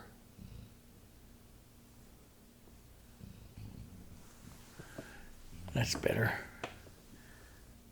Yeah, then we'll just blur up into this so it's not a flat line. It's just bushes and stuff here. Here we go. That works. Maybe a bit of a shadow to help that cast this way. Keep it just understated there. So those rocks and stuff just sit understated there. Now, let me go back to my 3/4 inch here. Rinse it out because we're going to work the water for a bit. Some beautiful water. We'll put some extender in our brush. Now, water, I'm going to do a lot with. Matter of fact, I'm gonna use some of this, but I'm going to clean off some of this area here. Excuse me as I shake the camera there. I'm just going to take a damp paper towel. I don't need to clean it all off because I want some of this color into the blues.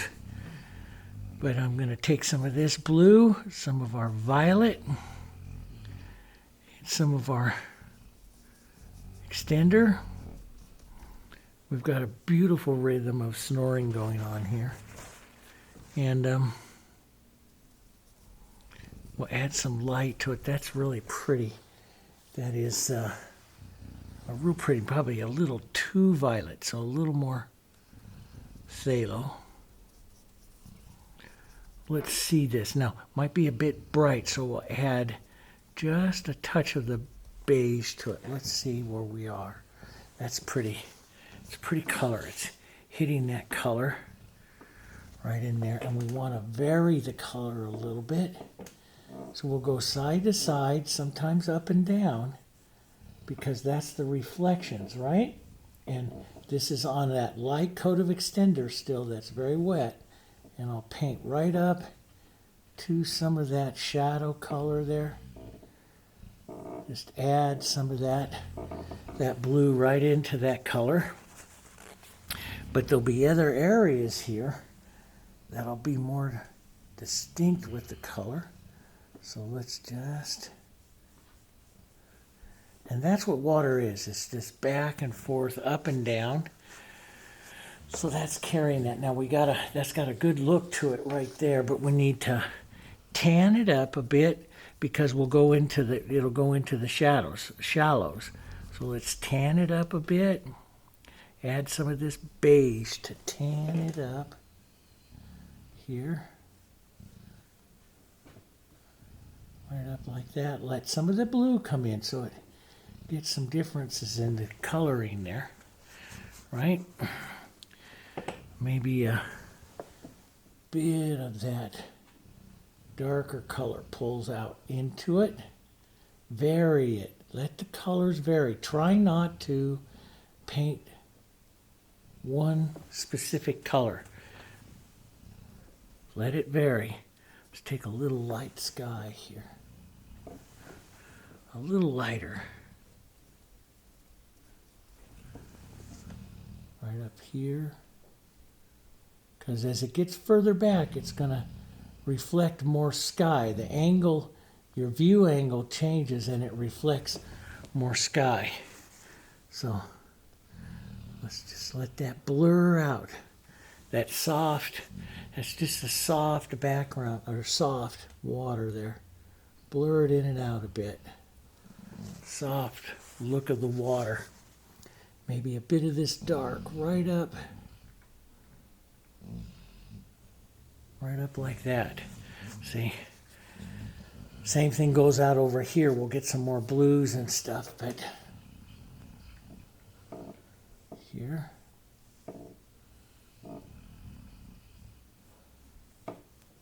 But some of those verticals and those horizontals or what makes it look like really nice water. Let's get some more blue right up here in the front. And let the color undulate. So you saw that right there where some darker blue came off. That was really nice, different. So we'll let some of that come off. And verticals, horizontals. And I'm just barely touching the surface there. Sometimes I use a smaller brush like this if I want to get a lot of movement into the water. Let's put a soft, gentle little reflected blue right in there. Just on the darker side. Just a little edge of the water there. Like that. Maybe a touch of the lighter. And you can put those light little shimmer marks that you usually see along the water. You know, not all artists add those. I don't always add them. Some paintings I just let them stay dark. Let's put a little whisper of the blue right there. The blue is just like it's picking up the reflection of the sky. So there, like that. Okay. Yeah, very simple, guys. Here, drag some of that soft blue right up here.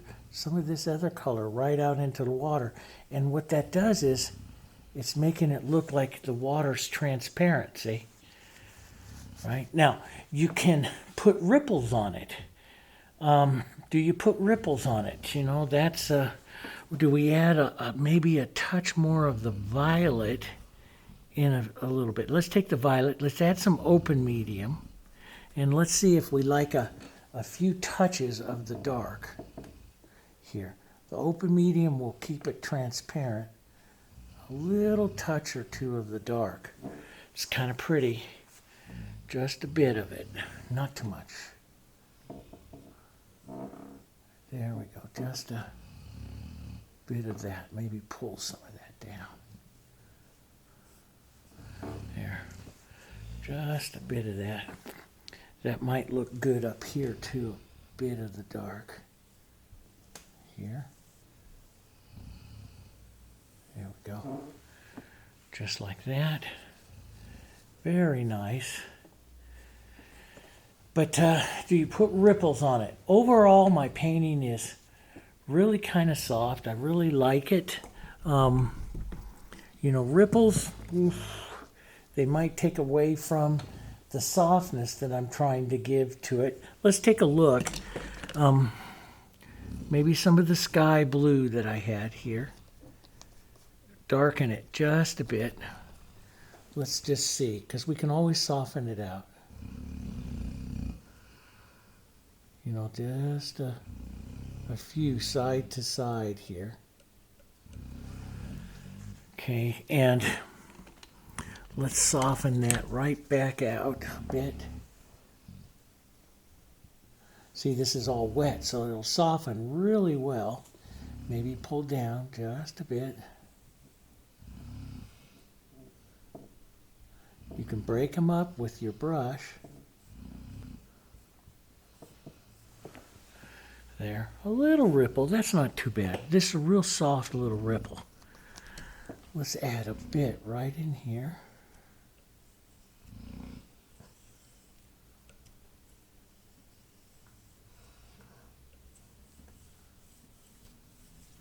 Right here. The ripples give a little bit of the movement to the water. We just want a bit of the movement. Here. Let's pull down slightly. Blur it. Just real soft little movement. And if you add more structured ripples, like they're a little bit lighter or something like that, then you know you're giving more of a wind action or a movement action to it. We can add a little light here and there. Here and there, a little light edge right in there. the knife is just so wonderful for these kinds of techniques, guys, because it's not precise. Does that make sense? And I can roll over onto the edge. So I'm using thicker paint, but I'll roll over onto the edge. And so I put I put the color on the edge. And then I start out on edge, we call that knife on edge. And then I'll roll down a little bit to create some of the color movement just a bit here. Just like that. Yep. The question is, you could, if you don't like the smoothness here, you could add some more rocks and stuff in there. But I love that smoothness. I love this area a lot, where that change is right in there. I like that a lot. As a matter of fact, I might take some blue, burnt sienna, and my knife right here, and just burnish that in there a bit, because that just gives more color interest right in there. A little more blue. There we go. That knife, the burnish of the knife, you hold it real flat, and you push. Sometimes I support it with my finger like this and push too. And it just gives you a real nice, it's, you know, a brush blends it, but see, you're using a flat, when you're using the knife flat like that, you're using the flat piece of the metal, you know. So it's kind of, it's very different than a brush, but it's a really nice look. But you can use both. You can use the knife and then just do a softer little bit with the brush there. So, I mean, I could pump these all up. Those trees in there are lighter and stuff, and some lights that go up in there. And I don't think I want to do that. I could add some through light or a couple of rocks up there. The rocks that are here could get a tiny bit more light. Let's see what a little bit more light looks like here, the gray. That might be too light. Push it into what I have there that's still wet. Get that difference in there.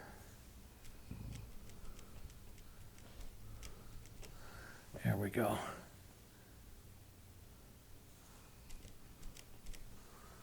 There. Yep.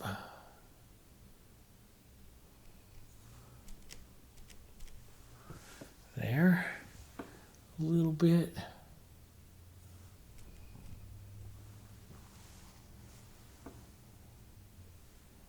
Yeah, I kind of like that. Just a touch.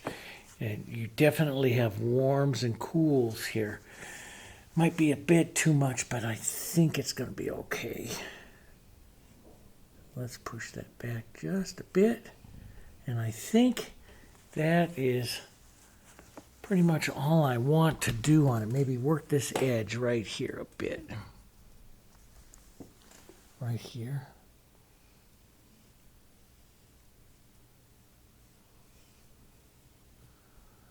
Let that soft go up there in shadow. Pull some of that light down. Side to side a bit.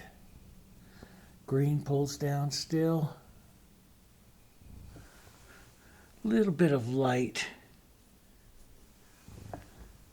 Medium beige and white right up here where that would hit the light there. There we go. Soft. Keep that soft edge. That is what makes it look like thin water just lazing over the surface there. Okay? So that's kind of neat. Kind of a neat little one. For a couple hours, you know, this is a good study for you. You know, take a couple hours and paint it. You know, if you want to head up to master's level, of course you would paint it a little bit more, work through the layers a little bit more. But I love that casual nature of everything that's there and how that color changes. Now, you know, if you want to add anything to it, one of the things is some of these blue grays that would come in here, you would add some of those in there, some of those blues maybe into here to create some of that harmony. But overall, since there's so much blue traveling through, I think I'm just going to leave that. And you can increase bushes here, but I love that. I love the distance back to here. And I love that edge, like these edges through here, see? And those edges, see, this kind of pulls you right in back up through there and up to that little bit of snow up there. It's still a little bit wet. So, but anyway, I hope you enjoyed it. I had a great time painting with you guys. Gives you some ideas. You could, you know, refine this and work this, but boy, I tell you, painting like this, something like this and a little quicker it is such a wonderful, you know, thing to do. So, but, you know, there's a lot of artists that would put a lot more time into it. But, you know, to me, as I like it, landscapes like this, and if I get too much time into them, I overwork them and they start to get too stiff and all. But, you know, so I try to leave some of this real just soft stuff like this and this undulation of the color. And that's the one thing that the knife can do for you. The key to everything that we worked on here today is that consistency of that paint. So your shadows are thinner. As you get more light, you get that thicker. And that is what gives you the beautiful look to the clouds, to everything, even on your lighter colors coming down through here. It's that consistency of the paint and that transparency of the shadows, see, allows some of the different values to show through. And so if I use my shadows more opaque, they would take out everything with a mark. Does that make sense? But when they're more transparent, when I make that mark and I drag it, you see some of the underside. So some of it is almost like a glaze. It's like shadowing it down. So you get a lot more interest that way. All right? All right, there you guys go. Thanks very much. And I think we're doing a bird next. I'm doing another wildlife bird portrait kind of study. And yeah, then we'll go back to some master floral too. So lots more stuff coming. Okay, and be over. I'll probably have the next one up this weekend or so, or maybe on Monday. Okay, thanks very much. I'll see you guys here. Oh, don't forget to go check out our other channel, Paint It Simply, the Paint It Simply channel. Just put in Paint It Simply, and that other channel comes up. I put it up another rose petaling edges on a rose over there. That's a great technique, and that petal edge technique works for painting leaves and stuff really well too, okay? All right. Thanks very much, guys. I'll see you on the next one. Bye-bye.